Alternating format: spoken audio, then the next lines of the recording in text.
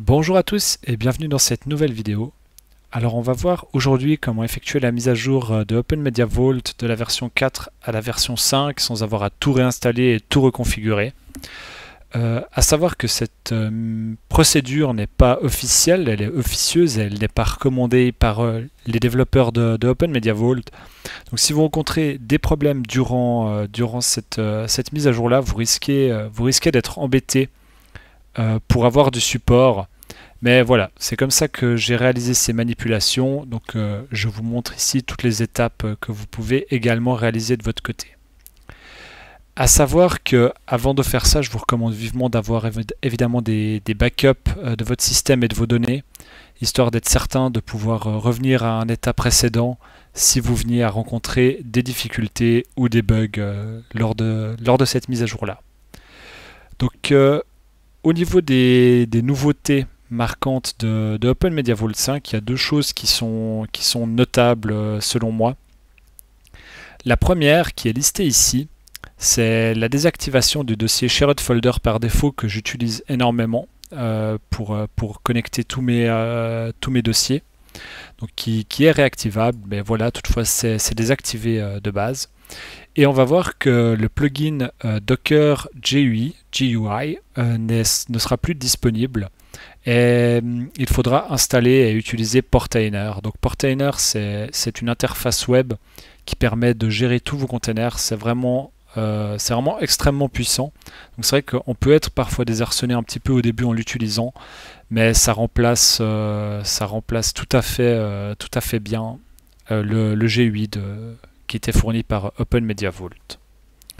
Donc à nouveau, en bas de ce message, on a ici le message d'information qui indique que les gros changements de version font qu'il n'y a pas de cheminement officiel, de chemin officiel de migration de OMV4 à OMV5. Et ils indiquent évidemment que ce n'est pas impossible, toutefois que ce n'est pas recommandé. Au niveau d'Open Media Vault, donc on est ici sur l'installation de Labo. Hop, je vais me connecter. On est ici sur l'installation de Labo. Je vous recommande d'arrêter tous les containers que vous pouvez avoir, de démonter les dossiers que vous auriez éventuellement montés et de désinstaller tous les plugins que vous pouvez avoir installés. On va le faire en ligne de commande, mais c'est toujours mieux de les désinstaller. C'est là aussi un avantage de Docker par rapport aux plugins directement dans Open Media Vault, c'est que vos Docker, vous êtes certain de pouvoir les migrer. Là, typiquement, certains plugins ne sont pas migrés de OMV4 à OMV5 et les gens qui utilisaient ces plugins qui ne seront plus disponibles vont devoir migrer leur infrastructure, chose qu'on n'a pas à faire voilà, si on est déjà en train d'utiliser des containers Docker. Donc voilà pour l'installation, on y est connecté ici en SSH et on va tout de suite commencer. Donc tout d'abord, on va désinstaller tous les plugins Open Media Vault qui peuvent être existants. Et puis, on va remplacer avec diverses lignes de commande les sources de Stretch à Buster dans les sources listes. Donc je rentre ces quelques lignes de commande. On met à jour. Et on va faire un petit dist upgrade.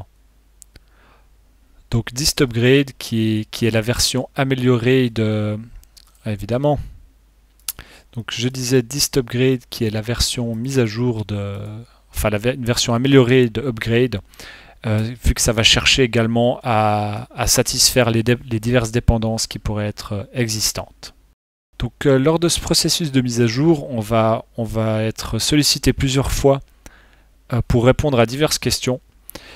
Lorsque c'est le cas, vous pouvez simplement faire Enter pour choisir l'option par défaut qui est généralement du coup de conserver la version du fichier qui est installée ou alors ne pas appliquer de modification. Donc voilà, typiquement, ne pas modifier le codage clavier. Ici, il nous a demandé si l'on souhaite redémarrer les services durant la mise à jour. On va évidemment répondre oui.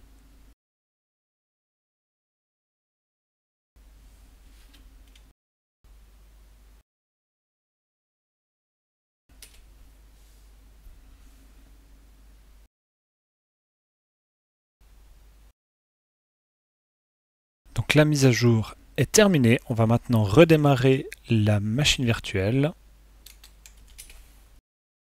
Ça a redémarré. On se reconnecte et on va encore rentrer quelques lignes de commande. Donc un redémarrage est recommandé, c'est prévu.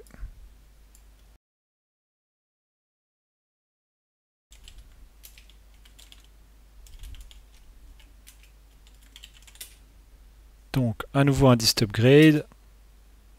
Et puis on va terminer avec un reboot, comme demandé précédemment.